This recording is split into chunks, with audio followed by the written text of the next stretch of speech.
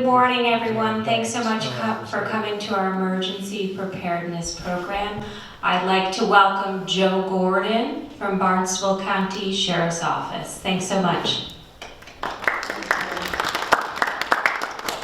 Thank you, Dorothy. It's always a pleasure coming down here to Eastham because the people are so friendly, including Council on Aging Director and her staff.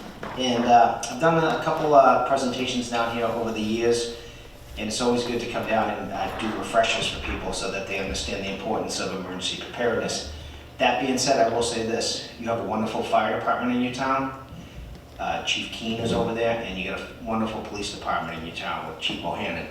Reach out to them, ask them the questions if you have any regarding what Eastham has to offer, because they're very well in the know, and I run into them often at the Regional Emergency Planning Committee that we have in Barnstable County.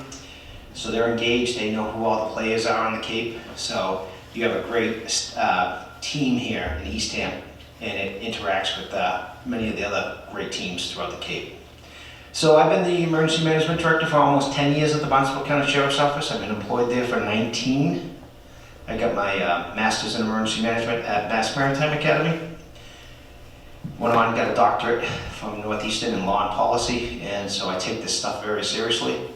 Have a wife and 2 daughters, 22 and 18 right now, so I kind of drive them up the wall when I talk to them about, where you're going to go if there's a fire in the house, what are you going to do if the power goes out, and so forth and so on.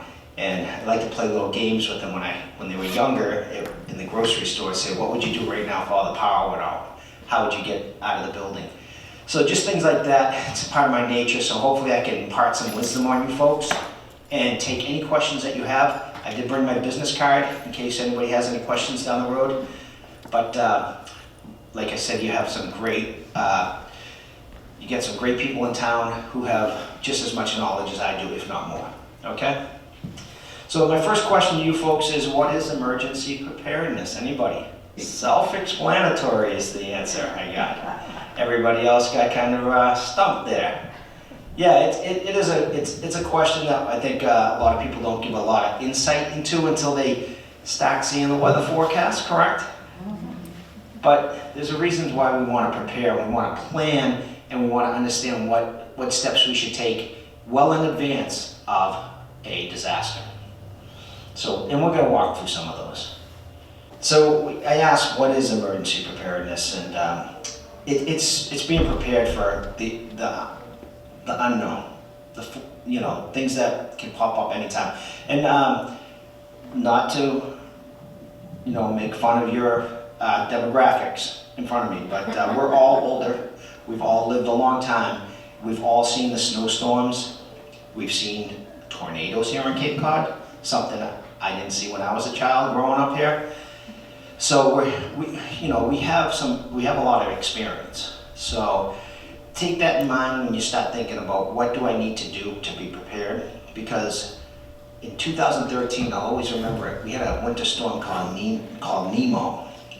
And the Cape lost a lot of electricity, including my house at the time. And I just was thankful that the rest of my family was out of town in heated houses, and I was at home with 2 dogs, 2 cats, and no heat.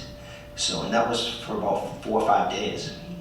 So emergency preparedness, to answer the question, is planning and actions undertaken in advance, okay? And we do that because we want to be prepared to survive anything that comes our way, all right? This includes, plans for evacuating or sheltering in place. And sheltering in place is really important, especially I know in the senior community on the Cape, a lot of people, like my mom, who's 86 years old, she does not want to leave her house. She's set in her ways, and she doesn't want to come to my house, which I'm 2 streets over. She'd rather stay put, and I respect that. But in my hometown, one year during a winter storm, as we were checking on seniors, there was a woman who was 102 years old who stayed in her house during a prolonged loss of utilities. So with that being said, if you're gonna check on each other, check on your neighbors, and at the same time, make sure you have plenty of food, plenty of water, you have some way to notify someone how you're doing, or if you need to get out. We do have sheltering on the Cape. The Barnstable County Regional Emergency Planning Committee, they have put together a sheltering task force that I attend a lot of their meetings because I serve on the community emergency response team. We help staff some of these shelters, and I'll show you that where the shelters are located around the area. But these sheltering in place and sheltering is really important to everybody, even people my age and younger, in case we need to go someplace to stay warm, stay dry, stay safe. So these are some of the things you want to do when you're planning. Medicine and first aid items, this is really important, okay? A lot of people have medicines that they need to take daily. You should have a list of those medicines. I don't know if you can get it here or through your fire department, but usually you can get something to put on your refrigerator that will let first responders know what medicines you take and so forth. Look at that, make sure it's up to date, and make sure that you have your medicines with you at all times. Down in Houston, Texas, they had a very powerful hurricane a few years ago, and I was at home watching the news, and they were showing a gentleman coming across in a little canoe, and he said, "This is all my belongings right here." And in his belongings, they were all in plastic bags, and to keep them from getting wet was his medicine and his important legal documents. So it was good that he had a plan ahead, but at the same time, that's what we all have to do. If you have medication that you need to take, make sure you have it listed, make sure you have that list with you, and make sure you have plenty to get you through a week or two. Communication plans is a very major important part of emergency preparedness. When I say communication plans for our citizens, it is who you're reaching out to, who you're contacting. Do you have loved ones in the area? If so, contact them, let them know where you are, where you're going to be. If they're not in the area, they're out of state or out of the region, same thing. Know who you're going to call and contact so that they're not worried, because we all worry about our loved ones. So these are some of the things that you want to keep in mind. Any questions so far? What is a disaster in your mind? Anybody? What is a disaster? Okay, so yeah. Anybody? She's saying anything that's out of your control, anything that's in your environment that you don't have any control over. Yeah, it can be a disaster, and that's a part of the effects of a disaster. A disaster is an unforeseen natural or man-made event that often occurs suddenly and causes great damage, destruction, and human suffering. So these are the key elements of a disaster. They are relatively unexpected. Okay, and you can think of some of the events. We all lived through 9/11. That was a very devastating disaster, not for all of us. And we think of Hurricane Katrina, Hurricane Sandy. Here we had Winter Storm Nemo. I talked about earlier. Even I was alive for the blizzard of '78. These are some of the things. And during disasters, emergency personnel may be overwhelmed. And I'll tell you right now, they are going to be overwhelmed. And that's why I try to tell people, do not call your police and fire station. They are busy taking on real life things at that point, okay? The state of Massachusetts, and you're gonna see it later on, they have what's called 211, where you can call and by your touch tones, they'll walk you through information stuff. That's what you wanna call if you wanna get some information. Don't call your local emergency public safety personnel, because like I said, you want them to be freed up on the telephone if somebody has a real life threatening event going on. Okay, if somebody's house is on fire or somebody's having maybe a heart attack or something like that, you want that phone call getting through your phone call about why is my cable TV not working. Okay, and I'm not trying to be sarcastic, I'm trying to say these things happen because I talk to a lot of people in all 15 towns throughout Cape Cod. So this is the stuff that I try to emphasize, that your local emergency personnel are going to be overwhelmed during a disaster. The lives and health and the environment are endangered as well. Like we had a tanker roll over at the base of the bottom of the Bourne Bridge probably about 9 years ago. And it happened right around almost midnight. And thankfully, the Bourne Fire Department was really really well-versed in hazardous material spills, and they were able to take care of that. But unfortunately, some of the fuel got into the drainage system and ended up running down into the Cape Cod Canal. It wasn't a real bad spill, but it was enough to make everybody say, okay, these things can really devastate our environment if they happen. So it's something to keep in mind. But thankfully, it wasn't too bad. But they ripped that whole rotary out. It was unbelievable to see the anchors to the bridges underneath that ground. I never realized they were there, but yeah, things like that. So there's different types of disasters. We talked about natural disasters, and we talk about, a lot of people understand what a natural disaster is: hurricane, earthquake, snowstorm. And then we have this thing called a technological disaster that a lot of people don't talk about.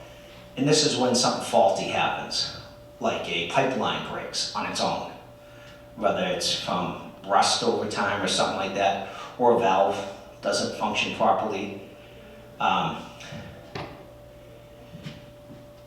Things like this can happen, and it's not human error, it's from the technology failing.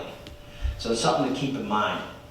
I'm trying to think of one, I'm going back, I can't think of the name, but it would happen in India in like 1983, 1984, where the toxins released. Union Carbide. Union Carbide, thank you very much, that's exactly what I'm thinking about. And it released into the air, and hundreds of people perished in that, and a lot of people had significant health issues for decades afterwards, and it was a devastating event. And from that, the United States government, the Environmental Protection Agency, started implementing what they call Tier 2 reporting. So we're in the process right now. Everybody does it nationwide. Every state, all 50 states, is required to do Tier 2 reporting. And we're in that calendar cycle right now from January 1st to March 1st. Every facility that has hazardous materials, chemicals, toxins, diesel fuel, or whatever, that are over a certain threshold, they have to have a login to the system, and they have to report that stuff, and then they have to print that out and bring it to their local fire department. And that's really important, because as your firefighters, they respond to fires at facilities, they have to know what chemicals are in there. So there was a boat fire over in, I think it was Mattapoisett and Marion, just last year. It was a big boat at a boatyard. And all those boats were on fire, all those cars in the parking lot were on fire, and so forth. Fuel was on fire, and the smoke was really dark, and like something anybody will see. That's all hazardous. It's just not hazardous to the firefighters, but it's hazardous to the residents who live around there. And it's hazardous to the environment. So these are the things that we as emergency managers and emergency professionals like your fire department, they think about constantly, and they're training for constantly. So when you see your fire department out in the town, say thank you for your service, because those guys and those gals, they're amazing. All right, we have intentional disasters.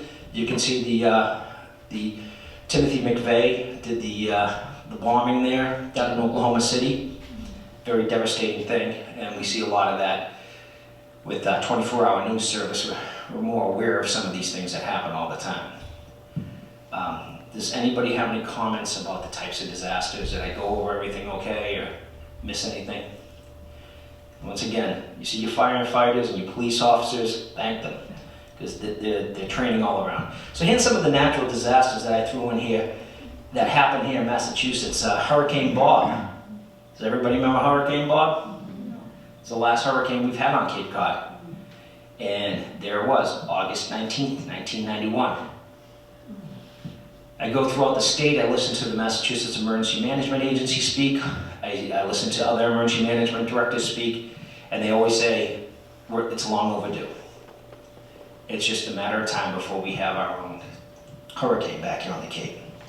So, and some of the damage assessments that you can see. 61 houses was destroyed, $1.5 billion in damages. That's 1991, folks. In today's dollar, yes, sir. I was wondering about the hurricane in 1938 that killed 500 people. Yeah, the 1938 hurricane was very devastating. Are we likely to have anything like that again, or Was it people weren't prepared enough? Is that why we lost so many people?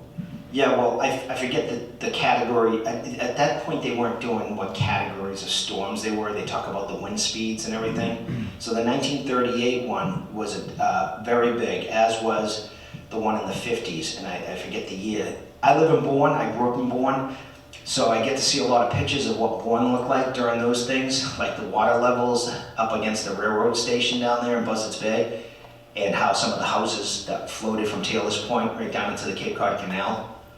And, you know, there's pictures of sailors, Navy sailors, standing on top of rooftops on houses that wash the shore right up against the Bourne Bridge abutments, you know, the footings. So, yes, we are susceptible. We stick out into the North Atlantic, and it just, you know, it can happen at any time. And the hurricane season runs from, you know, the end of June all the way to the end of November. So that that was the standard all the time, but now your weather, your meteorologist professionals, they're saying you can get them earlier, you can get them later now.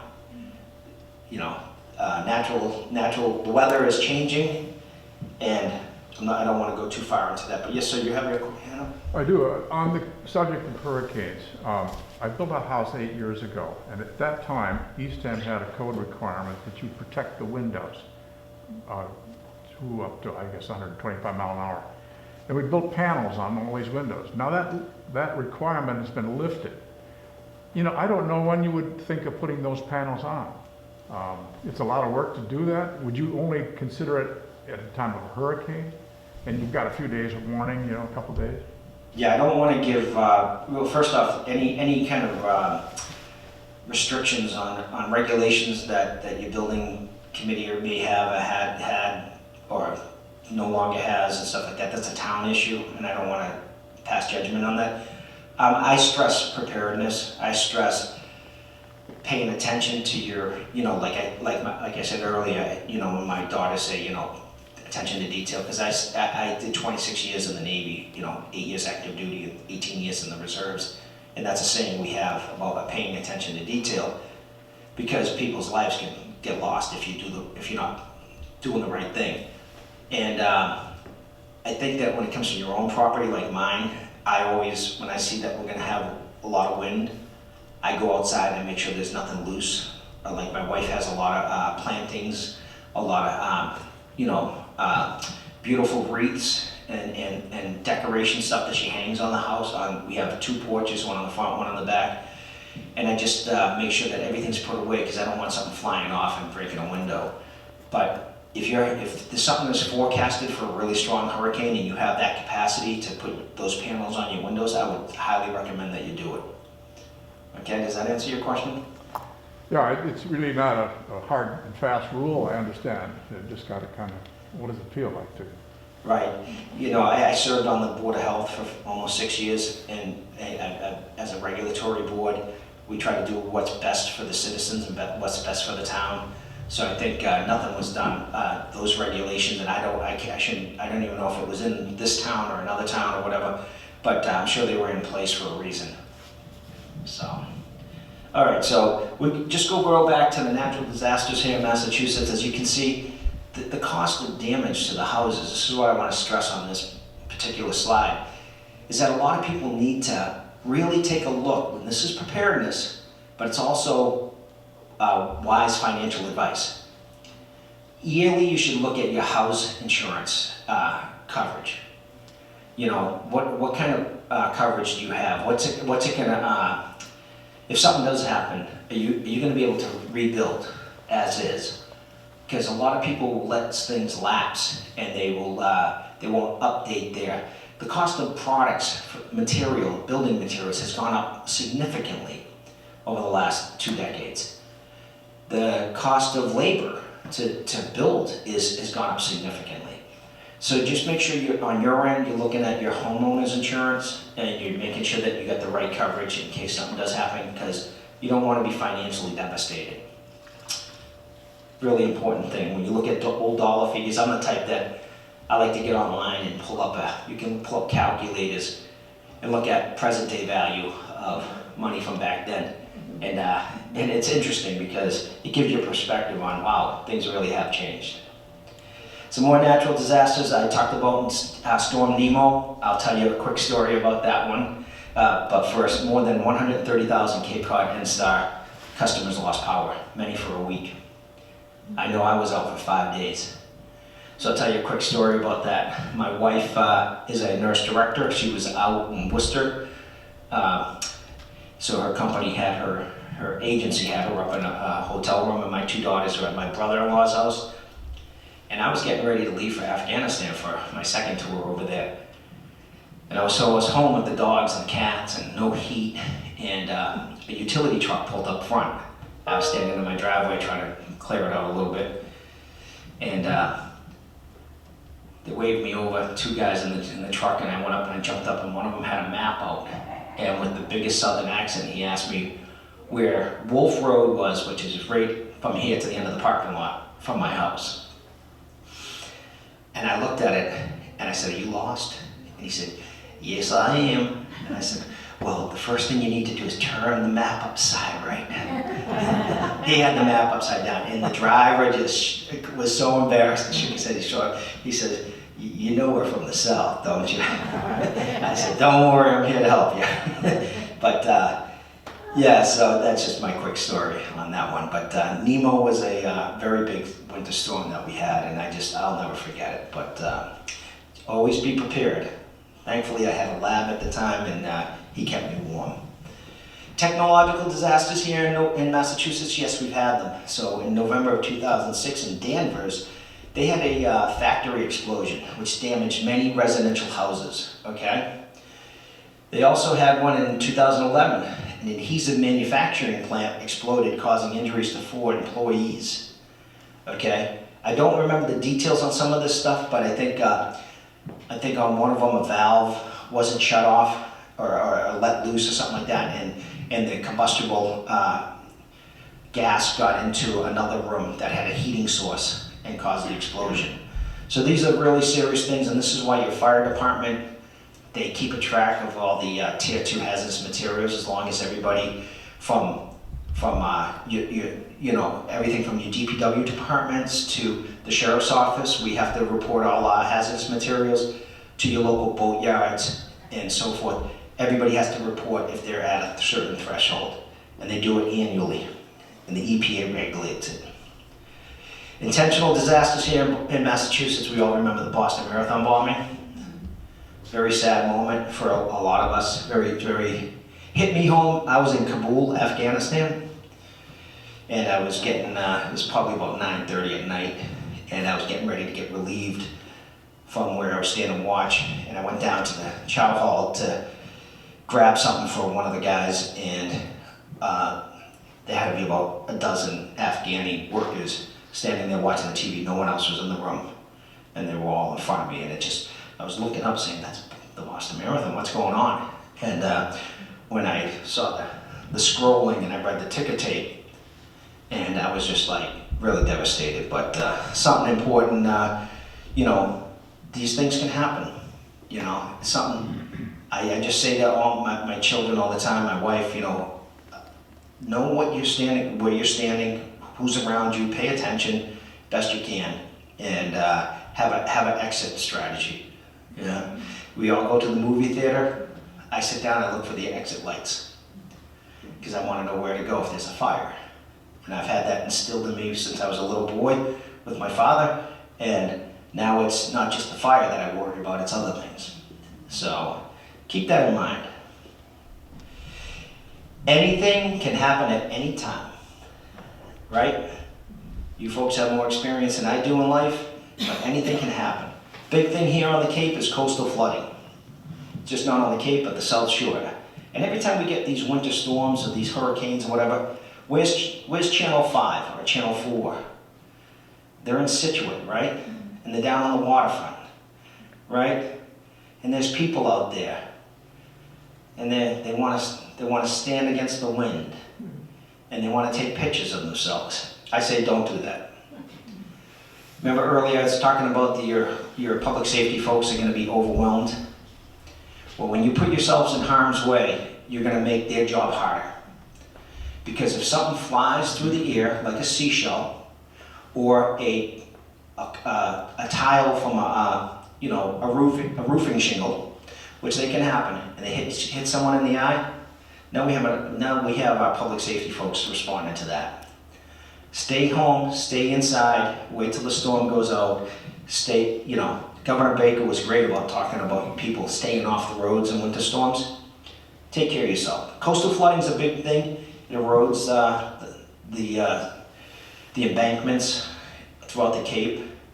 And I don't know if you ever listen to what happens in Sandwich all the time. Sandwich has a really hard time with coastal flooding, coastal erosion down there. So, and one of the ladies I work with, she's lived in Sandwich all her life, and she's in her 60s now, and she talks about how the beach dunes used to be. How you couldn't see if you stood on 6A, you couldn't see the beach to Sandy Neck, and now those are all gone. And so yeah, it's just stay out of coastal flooding areas, because you don't want your car to get stuck in it, and you don't want anything bad to happen. All right, so like you can see the whole list here. Down power lines is a big thing, I'll say that. If you're in your car and there's down power lines, stay in your car. Do not get out, okay? Do not get out. One of the things that the Regional Emergency Planning Committee and all the fire chiefs, they have a great working relationship with the utilities companies like Eversource on the Cape and Star. Eversource big, and those folks, they have their representatives in what we call the Multi-Agency Coordination Center. They can dispatch a crew very quickly in an incident like that. They can find out if those lines are live or not. And it's very important that we have great collaborations with those utility companies, and they work very hard to make sure that the citizens of Cape Cod are safe, and they work great with the public safety folks. So stay in your car if there's a down power lines. Don't risk it. I always say it's better to err on the side of caution than to take a chance. Be risk averse in these areas. Got that? Okay, so let's talk about the 3 steps to preparedness. And this comes from FEMA. FEMA really pushes a lot of this stuff. They want you to make a kit. Now, I said earlier, you don't have to have some elaborate bunker in your house with storage stuff, but know what items you're gonna need. And these are some of the ones that I stress. A can opener, a manual can opener. The town of Falmouth does a emergency preparedness fair every year in October, and I have a table set up down there, and it just so happens to coincide when the Boy Scouts have an event, and they usually come in with their parents or grandparents and walk through, see all the fire department tables, my table, Mass Maritime has a table there. There's a lot of different agencies that are there. And a little boy came up with his grandmother, and I asked him, which can of food would you rather have? And I put out some black beans that had a pull tab top on it, and then I put out a ravioli can that did not have a pull tab. And he pointed at the raviolis, which of course every kid's gonna do, I would too. And I said, okay, well, how are you gonna open that? And his grandmother says, I'll open it with my can opener. I said, is it an electric can opener? She said, yes. I said, well, you're not gonna get that open because you're gonna have no electricity. And she thought, oh boy, that wasn't right. So I stress in your kit, or in your house, always have a manual can opener. Okay, you do yourself a lot of good. Batteries and flashlights. We're not getting any younger, and our eyesight's not getting any better. So I have 3 cats at the house, so I like to have my flashlight there when I get up in the middle of the night. So just have a flashlight, that's a good thing. I talked about your medicine. If you're on meds, make sure that you have those with you. Have your doctor's phone number, because if you're in a shelter for a prolonged period of time, you want to be able to call your doctor to get a prescription filled if needed. And I know that the a lot of pharmacies are working very closely with their local shelters to ensure that if something happens, they will have people open to fill prescriptions if needed. Okay? And if you do go to a shelter, my advice is bring your own pillow, bring your own blanket, if you can. It might be asking a lot to take with you. Comfortable shoes, like if you want to wear slippers, bring your own pairs of slippers. Okay, snacks, I would suggest if you like, you know, a granola bar or something like that, bring your own, because it might be a couple hours before the shelter has anything to eat, and they might not have something that you like. I would ask that you just don't bring peanuts, because people have peanut allergies. Just think about that. Okay? Make a plan. You don't have to have an elaborate plan, but you should have something like a check-off list. And you want to go through that. You want to make sure, like that gentleman in Houston, he made sure he had his medicines and his legal documents, and he made sure they were in watertight containers. Okay? So that's something you want to really think about. Know where your stuff is.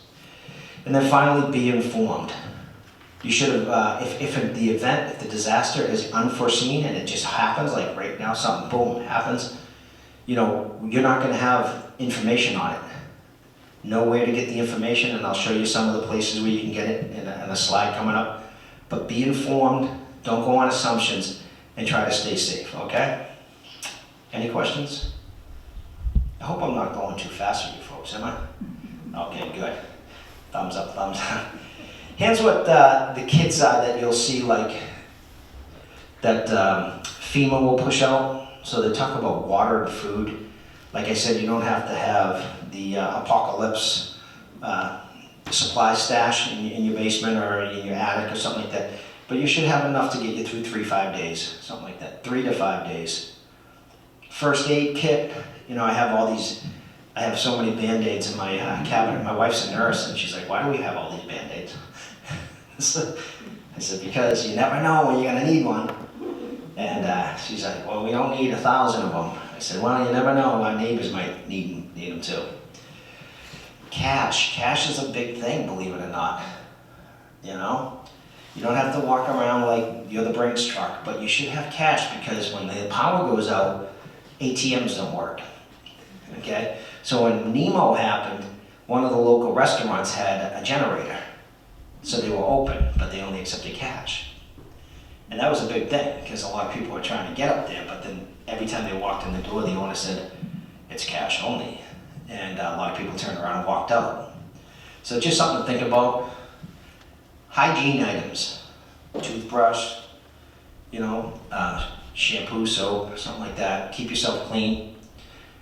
Think of deodorant, whatever you need for hygiene items. I talk about medicine, I've stressed medicine enough. Make sure you have your medicine. A radio, they have a radio right in the middle, that I don't know if you can see it, but it's just to the right of the flashlight. That's a crank radio. So it has its own like you crank it and it will hold the charge for a certain amount of time. You don't have to go out and buy something like that, but you can find this stuff, and a lot of this stuff you can find right at Home Depot or Lowe's or, you know, even Walmart and stuff like that if you venture down to Hyannis. But it's out there. I talked about batteries earlier, and I talked about the manual can opener. Really important. A lot of people don't think about that manual can opener, but it's important. Okay, make a plan. How will you escape your home? You know, what if the front door, you can't get out the front door? Do you have a back door? You know, something like that. Think about that. And if you do go out the back door, is the footing safe enough for you to go down the steps or something like that? Are you going to be in the woods? These are things that you really got to consider when you think about, you know, escaping an incident, whether it be a house fire or, you know, hazardous materials or something like that. Keep that in mind. Escaping the store, I told you what I used to do with my children, and I'd get them all the way to the back to where the dairy section is, and I'd say, I want you to pretend that you hear a big boom, and half the ceiling over there falls down, and the lights are out, and you can't see. How do you get out? And both of them answered, go to the exit signs. No, but the exit signs aren't working, because they fell down. They look at me, I don't know, and I said, everybody has a cell phone, you know? Use the light on your cell phone if you have to, but just think about that stuff. Place of worship, if you go to church, you know, anywhere you go, you should think, okay, how do I get out of here if something happens? Okay? Then if you do get out, where are you going to gather? It's something important. And that's really for families, if you have multiple people in the house, because you want to make sure everybody's safe. So that when the professionals show up, you can say, it's just me and my sister, and I don't know where she is.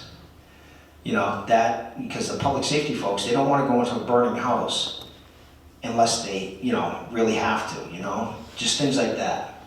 So that's why you should know where to gather. We talk about who is your out-of-state contact. Okay, so I have a really good friend that I served with in the Navy. He and his wife are just outside of Philadelphia, and there are outside of contacts. So if something really bad happens, like, and the technology's gotten better, but back in 9/11, when the towers got attacked, the cell service in the lower Manhattan was not working.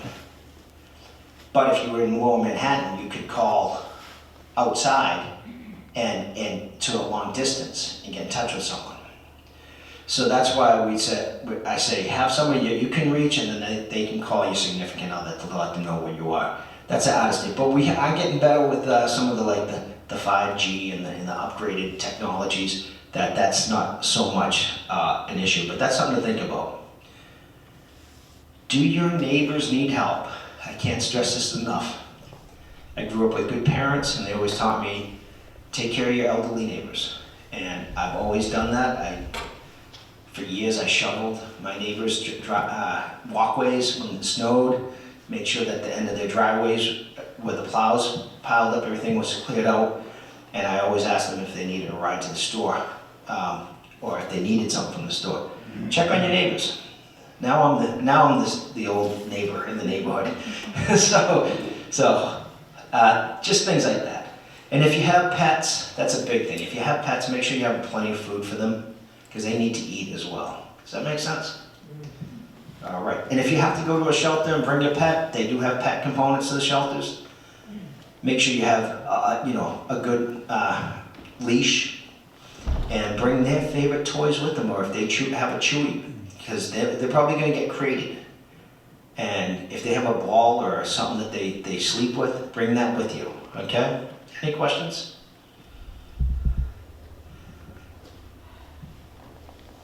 Some of the things you also want to consider, we have an extended stay at a shelter, and if you go to those shelters, those cots are not comfortable. Okay? Just something to think about. And we talked about sheltering in place.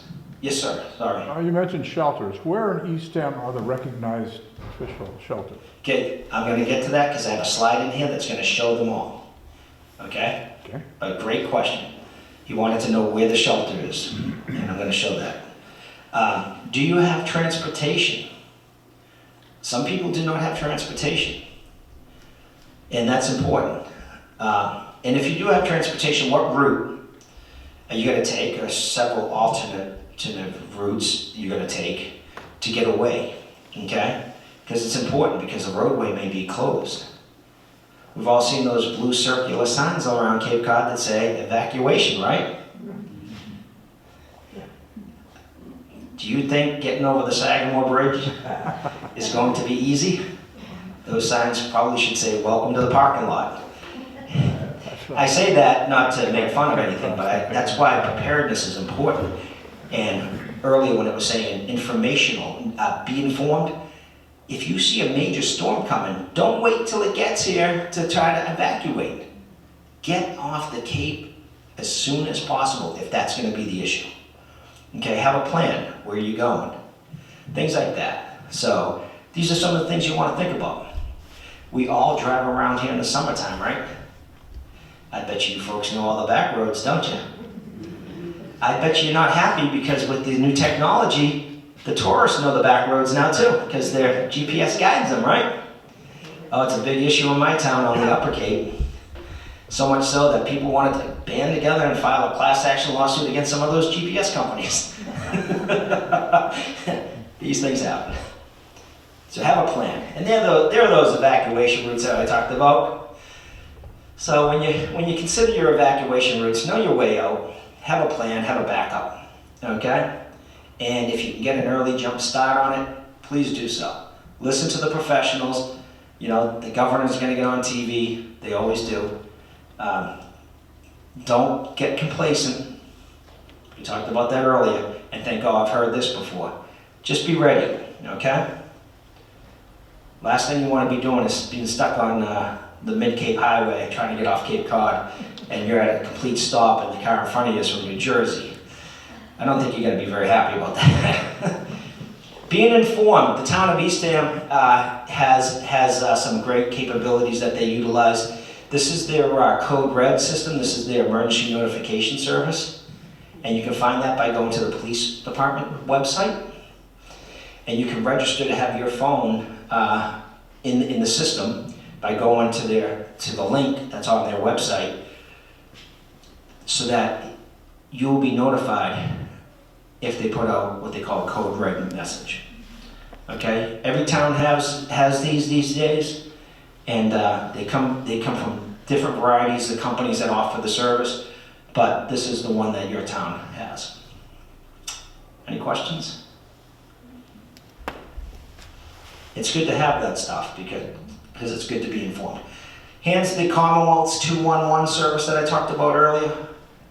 Okay, this is the primary telephone information call center. This is where you want to call. Okay, this is for non-emergency calls. Non-emergency calls. Okay, if you want to know why, how long it's going to be before the power is put up, you can also go to Eversource's websites.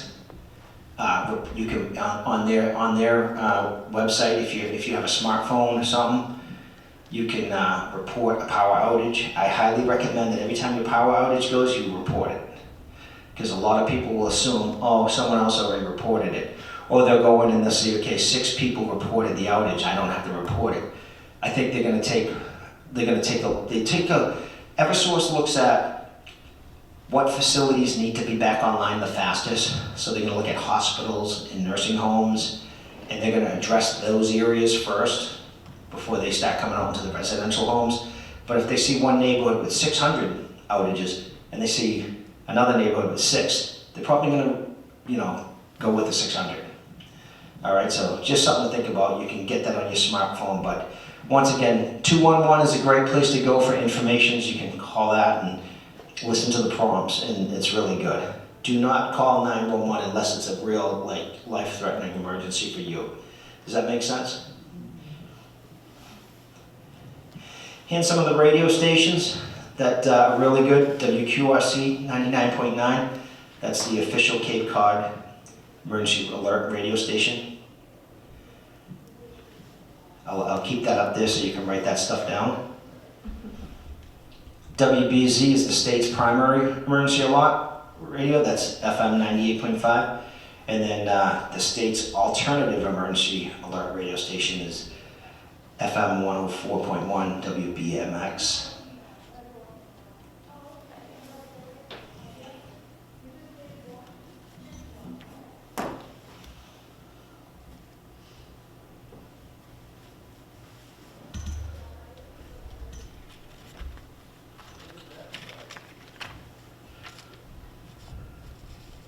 Everybody got that?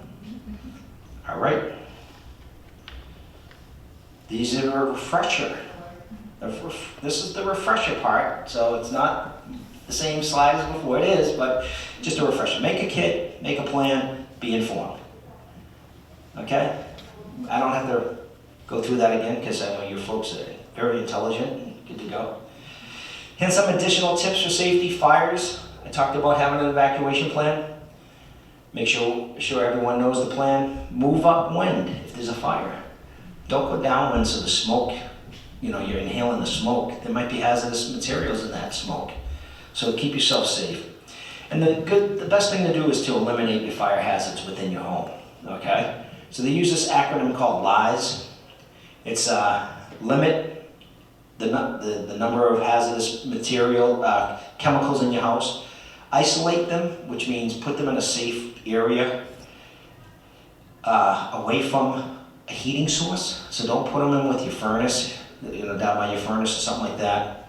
Don't put them near your stove in your kitchen. separate them. Don't put them side by side, spread them out, because some of them combined can be combustible, so just be careful with that. And then store in good ventilation.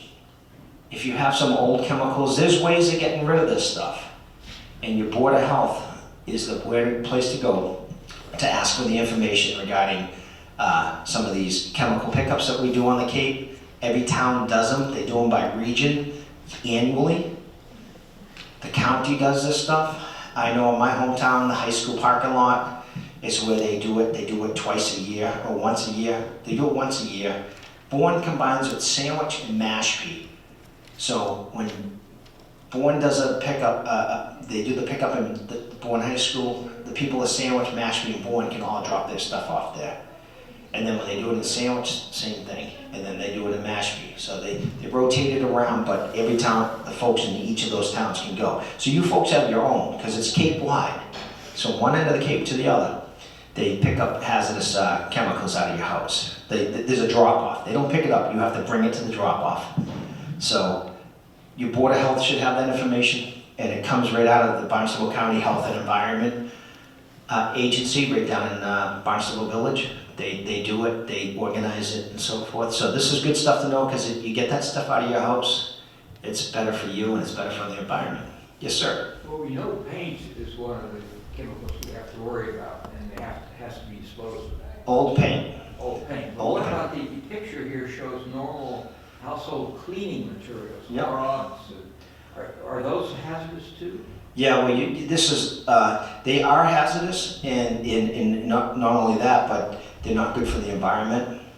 So if you talk to your, like I said, talk to your Board of Health, and you can go on the Barnstable County Health and Environment website, and they pull up, I don't have the exact name of the map, but they color code the map for the towns. And they, like, green might be, Eastham, Wellfleet, Truro, Provincetown. They might be green, and then another section might be purple or something. And then they break it out by twice a year, there's pickups. Not pickups, drop-offs, yes, sir. Now, these household cleaning materials, normally one would have the cap on them. Right. And does that still leave a danger? Well, we're talking about if there's a fire in your house or something like that, you don't want those chemicals and combusting and stuff like that. That's what that's all about. It's not so much about spillage. It's about combustible materials. All right. Any questions? Did I answer that okay? All right. We kind of went around a little before I got to the answering it right. I misunderstood you. I apologize. Additional tips for coastal flooding. I already talked about this. Listen to the radio and television.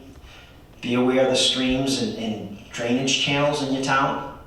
Okay, very dangerous stuff out there. Do not touch electrical equipment if you are wet or standing in water. And don't assume that electricity is off. Always assume it's on. Best to be safe than sorry. Do not drive in flooded areas. If you have a basement that's flooded, please do not go into your basement. Call the utilities companies, tell them my basement's flooded. Make sure that your electricity is turned off beforehand. Call your local fire department, ask them for some guidance, let them know you don't want to go in your basement if you got water down in there. Does that make sense? Mm-hmm. Okay. Additional tips and safety for hurricanes and tropical storms. Once again, be informed. Right there, number one, listen to the radio, television for information. We talked about ensuring a supply of water for sanitary purposes. And evacuate if you're directed by local authorities to do so. Evacuate. Yes, they're asking you to evacuate, but it's basically they're telling you need to evacuate. For your safety, you should evacuate. And I would recommend you evacuating. Any questions on that? All right. Lively audience today, huh? I'm just kidding. No, you folks have given some great, asked some great questions and given some good, stories of your own experiences and what you've seen. So thank you very much for that. Really appreciate that. We talked about winter storms. Winterize your home best you can. I know a lot of people are on a budget, but My wife for years was saying, oh, we gotta insulate the house better, and I was thinking, well, we did some, you know, new roof with insulation, and I was thinking, oh, it's okay. And I came home one day and these guys were in my house. Insulation truck was in my driveway, and I was like, what is going on? And now I thank her for doing it, because it did make a difference in my house. Very much so. It was amazing. So, yeah, so winterize your home, winterize your car. And what I mean by winterizing your car is before winter comes, you should make sure that your fluids are checked.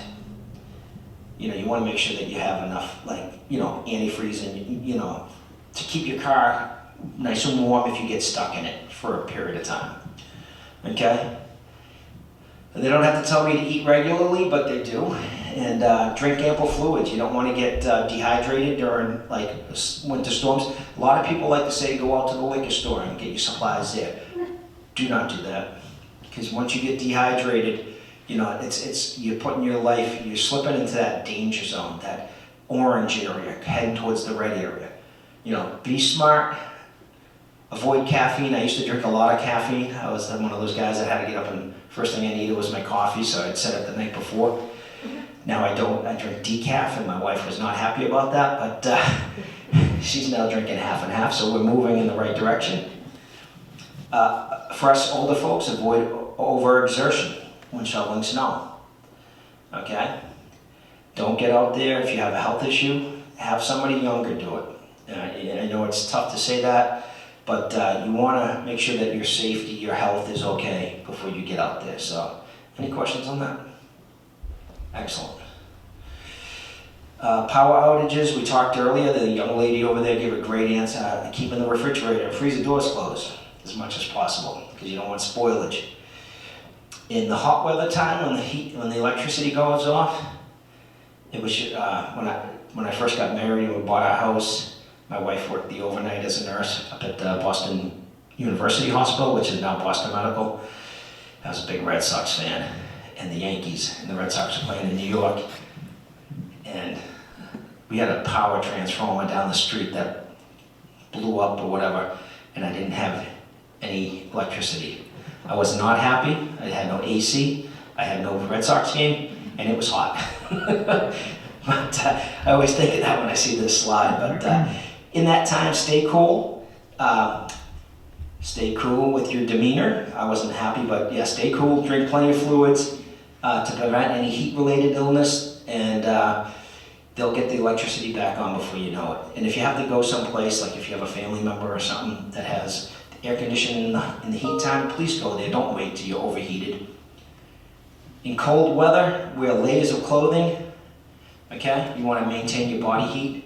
And once again, if you have friends, check your friends. Somebody might say, hey, I got my house, I have a generator. My house is nice and heated. Why don't you come over here?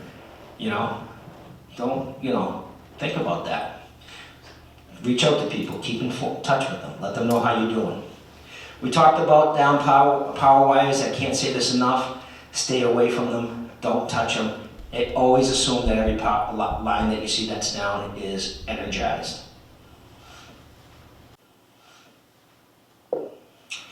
And to answer your question, sir, regarding the shelters, these are considered the shelters on the regional shelters that the county put together. Now, some towns might have warming centers. That's what my town does. We have a warming center. But those warming centers are not open 24 hours a day. They're open enough for people to come in, sit down, charge their cell phone, and stay warm. But when it's time to close the building, they have to leave.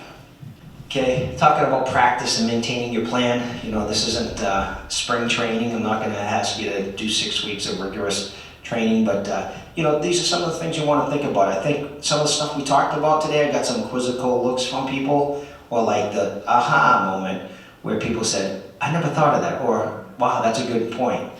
So just some of the things that you want to think about. Have that disaster kit ready, know your evacuation routes, have a rendezvous point where to meet loved ones or friends, make sure others are prepared, help each other. There's nothing better than helping your community, your neighbors and stuff like that, or your family members. Use your out-of-state contact if you need to, and listen to be informed from your public broadcasts. Yes, ma'am. How do you know your evacuation routes? Your evacuation routes? Okay, so I'm just talking your personal evacuation route. Oh, I see, there's not like a Okay. nuclear disaster fund. Okay, on Cape Cod, we have what's called the Cape Cod Traffic Evacuation Plan.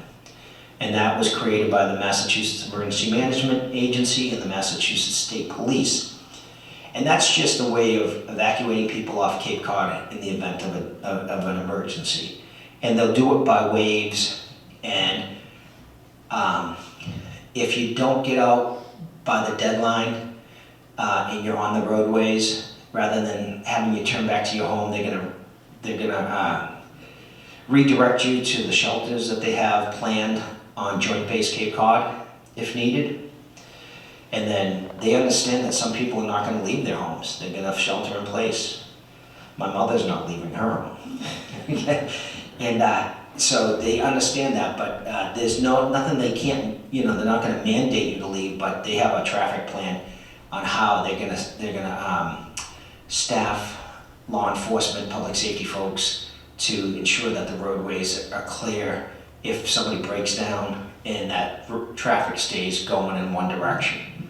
How do you know where these evacuation routes are?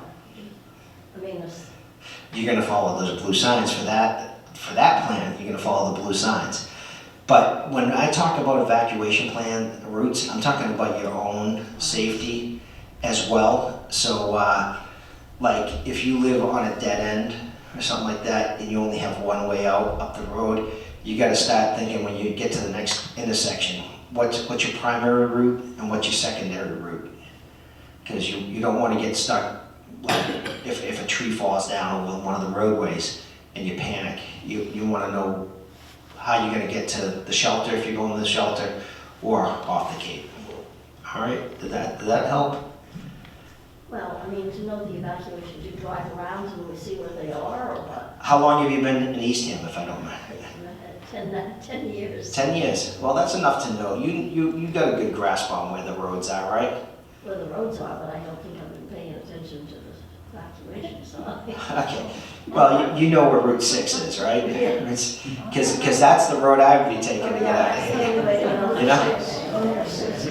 Yeah. Yeah, the difference between you and I is I'd be up in front of Arnold, stuck behind all the vehicles with the New Jersey plates on it, and the rest of you folks would be on some back road swinging through neighborhoods and down at the Sagamore Bridge before it hits noontime. So yeah, just think about what you know from your own neighborhoods and your own town, because there's a lot of back roads out there that people know of that the rest of us don't. But I hope that helps. Yes, ma'am. What would happen during like a mandatory or suggested evacuation? Would the bridges only go one way? Is that normally what they would do? As far as instead of one lane off and one lane on, would they just make that one way? Yeah, they're not going to let anybody come on the Cape. Come on. Yeah. Okay. And that would be. But that is out of my lane because I've been in the meetings. I've listened to them talk. That's kind of The state police would be running that show down there with some of the local police departments to ensure that the vehicles get off. But thankfully, so far to this day, we've never had it. Get that plan going, and hopefully we never will. But I've been more involved with the sheltering. If the shelter component opens up, I'll probably be there taking people in and setting up and making sure that people are accounted for. So everybody has a role, and we hopefully that we won't ever have to work those roles. Okay, great question. What if somebody doesn't have transportation to the shelter? This is where hopefully your network of friends or family, or if you don't have family, friends, or coordinating with maybe your council on aging director, if they could give advice on who you could contact in an event like that. Because it is important to make sure if you don't have transportation, it's important that you have somebody who you can reach out to, whether it's an organization or an individual. Think about this stuff. Don't wait till that moment. Be prepared ahead of time. And that's why I always say every presentation I talk to in every town I go to, I tell them, take care of your neighbors. Help each other out. You don't have to be with them every single day all year round, but let them know if something happens, I'm gonna pick you up and I'll take you to the shelter. Okay? You know, things like that. I think we have, our communities are small enough that we have a lot of good working parts, and there's some great collaboration within the towns from whether it's the different denomination churches within the towns. You know, some towns have really robust organizations of churches that work together. I know Falmouth has a great, they have a great collaboration. They have a board with the chairperson of all the different denomination churches. We didn't know that because I serve on their local emergency planning committee. We didn't know that. We started talking about who are we going to contact to help people get to shelters, or how can we get the word out on, you know, if we're going to open the shelter in Falmouth. And then somebody suggested, why don't we talk to the churches? And the fire chief's executive director assistant, she said, I'll do that and I'll get it back to you at our next month's meeting. And she came back, she said, you're not going to believe this, but they have their own council of all the different churches. And she brought the gentleman who was the chairman. He was a pastor at one church, but he was the chairman for all the different denominations on this council. And we had never, no one in Falmouth at that point really knew of them. So these are the things, that's why it's important that we have these discussions and we talk about emergency preparedness, and we look out in the community at our stakeholders and who is out there that can help during hard times, and work together. You know, we're all human beings. We have to work together to safeguard our communities. So I hope that helps. I am not going to be able to give you here's the phone number to call these people. I will say this about the Cape Cod Regional Transit Authority.